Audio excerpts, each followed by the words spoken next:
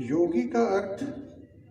कोई आसन प्राणायाम करने वाला व्यक्ति नहीं होता है कि जिसने हाथ मोड़ लिए, पैर घुमा लिए, सिर नीचे कर लिया, पैर ऊपर कर लिया तो वह योगी हो गया। ऐसा नहीं है। यह योग की एक क्रिया है,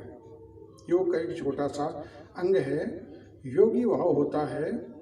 जिन्होंने अपने जीवन में शरीर पर सर्च किया हो, शरीर को परिष्कृत किया हो, शरीर का शोधन किया हो और शरीर पर नियंत्रण प्राप्त किया हो, फिर मन की ओर गया हो और मन को परिष्कृत किया हो, मन को परिष्कृत करने के पश्चात मन पर नियंत्रण प्राप्त किया हो और मन पर नियंत्रण प्राप्त किया हुआ व्यक्तित्व प्रकृति पर प्रवेश कर प्रकृति के स्वरूप को समझते हुए प्रकृति को साधने का प्रयास किया हो या जीवन में साधा हो। तो जिसने शरीर पर नियंत्रण प्राप्त किया, शरीर का शोधन कर शरीर पर नियंत्रण प्राप्त किया, मन का शोधन कर मन पर नियंत्रण प्राप्त किया और प्रकृति के रहस्य में प्रवेश कर प्रकृति पर नियंत्रण प्राप्त किया, वही योगी होता है। योग बहुत ऊंची क्रिया है और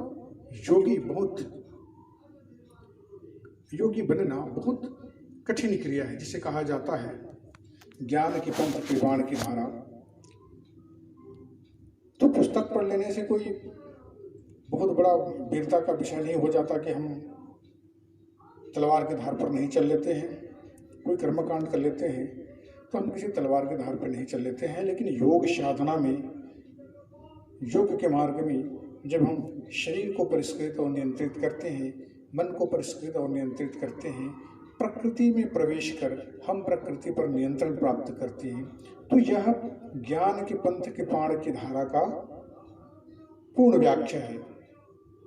और वही व्यक्ति योगी है जिसने इन तीनों अवस्थाओं में नियंत्रण प्राप्त किया हो, इन तीनों को परिष्कृत किया हो, फिर पश्चात अपने आप में नियंत्रण प्राप्त किया हो। यहाँ पर नियंत्रण का अर्थ होता है या प्राप्ति का अर्थ होता है कि हम शरीर के परिष्करण की, शरीर को साधने की उच्चतर आयाम को हमने प्राप्त किया हो, स्वयं को हमने उस अवस्था में स्थिर किया हो, मन को परिष्कृत किया हो और मन के